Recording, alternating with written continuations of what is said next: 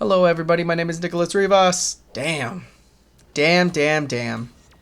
Damn. Damn. Izzy Lost. I mean, it's part of the game. It is what it is. I'll eat my words. I posted a video saying he was going to win. Damn, it hurts. So Israel was a fighter that brought me back into UFC. I was a big fan, obviously, given that my channel probably shows that. I make a video about UFC like every damn day, it feels like. I love the UFC. I've been watching it for, God knows how long. I remember my first big fights was watching Anderson Silva, and just always been a fan. So, it hurts. I mean, sucks to see the guy who brought you back in lose, because during the time of me not really watching UFC, after watching it for so long with Silva and Forrest Griffin and all these people, I kind of stopped during the Conor McGregor time. And people usually get shocked. They hear that and go, what the hell? Like, that was the best time. And I think it was. But I guess I was just kind of falling out of it. Like, I quit playing video games around that time. I was in college. So I just, it didn't fancy me much. And I remember 2018, 2019, I started watching it again after Khabib beat McGregor and after Israel Adesanya became champ. Is when I really started watching. And now Yoel, like, that fight was obviously made me go, yeah, who is this guy? But I thought he was funny. I thought he was a pretty interesting character. So, man, it was just weird. It was weird to just see him lose after all this time. Like, that was like a mini era for me, the African era, as I was coining it. You had Francis Ngannou was like my first real heavyweight champ that I was fully watching. Kamaru Usman and Israel Adesanya. Like, these were guys who brought me back into the sport. Not that they were the most exciting fighters ever, but they were just pretty entertaining enough for me to really enjoy some of their fights and be pretty big fans of. So when Kamaru lost, I was like, oh no, this is probably the end of the era. This is probably it, boys. And, as time goes on, everything keeps on spinning. It is true. Israel lost. And I think he lost decidedly. I don't think the second fight's going to entail anything different. We'll see, of course. I mean, this sport is crazy, but what does that even lead to? Now is Israel warranted another fight? Like, I don't understand where this comes from or where this will go to. Like, I don't know how to pin this now. So I assume Israel is going to get a rematch. I'm not surprised if he gets it, but I would be very much in the camp of like, look, this guy's lost twice or three times now. Where does Israel go? I don't know. I genuinely don't know. I think Israel's in a tough spot given that he has the 0-3 against this guy. And the most recent fight, even though he was winning, history repeats itself.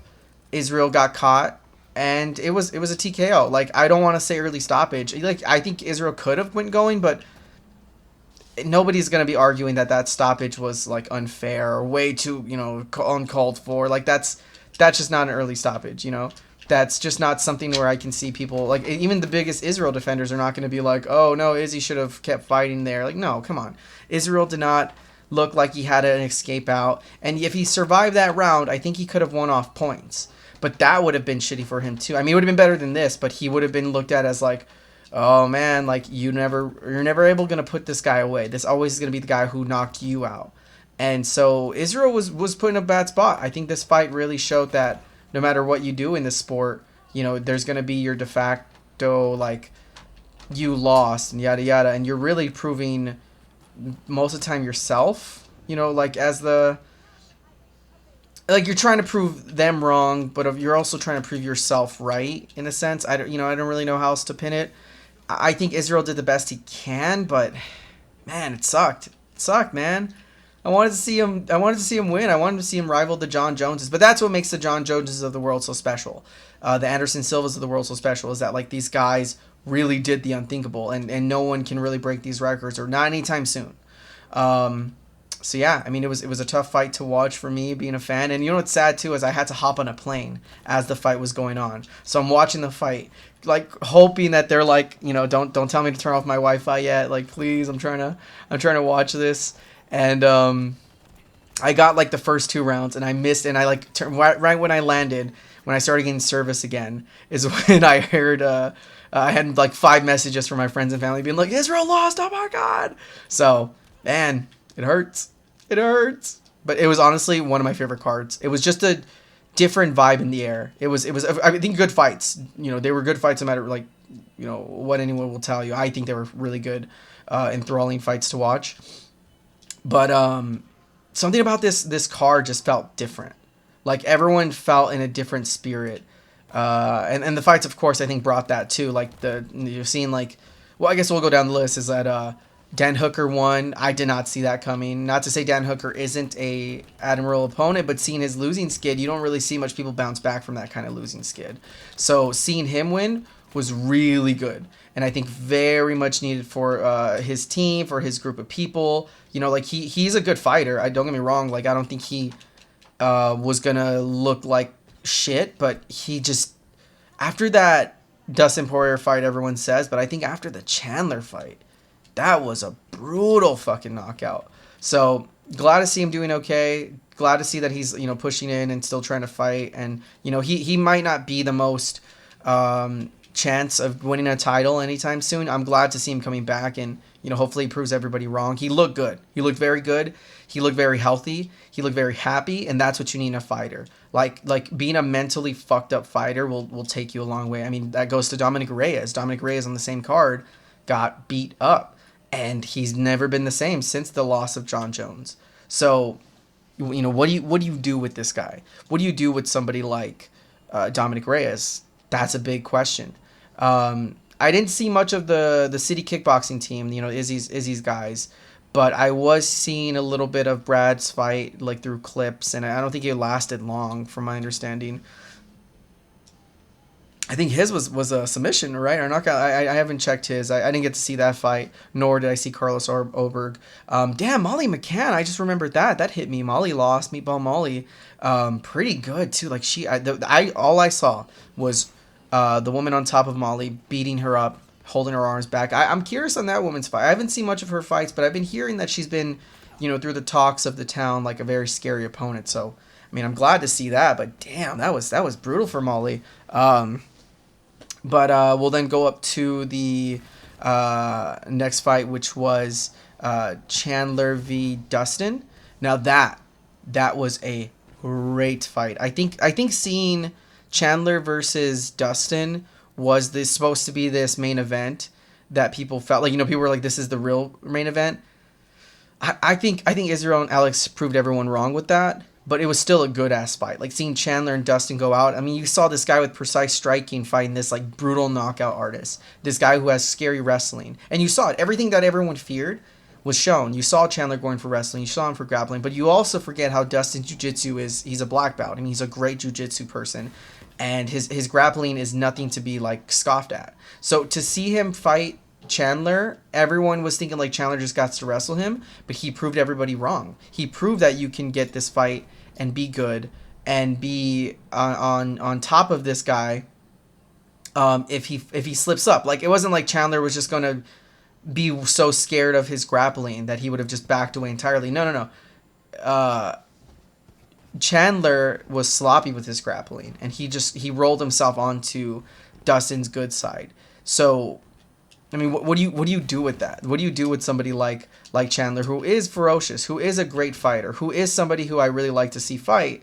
What do you do with him when he does get sloppy and he quits thinking, and tries to strike with people? Because he was doing pretty good. He was piecing up in a lot of good places, but then he just started getting sloppy. And I think maybe it's his stamina, which is hard to pin exactly where he was kind of messing up for me. I would have to rewatch it. But seeing that he was getting kind of pieced up by Dustin's striking, and instead of like backing off and maybe just shooting for the shot, maybe I guess because he knew that it was coming. I can't really pin where Chandler has done this in the past, but I know he does it because he did this with the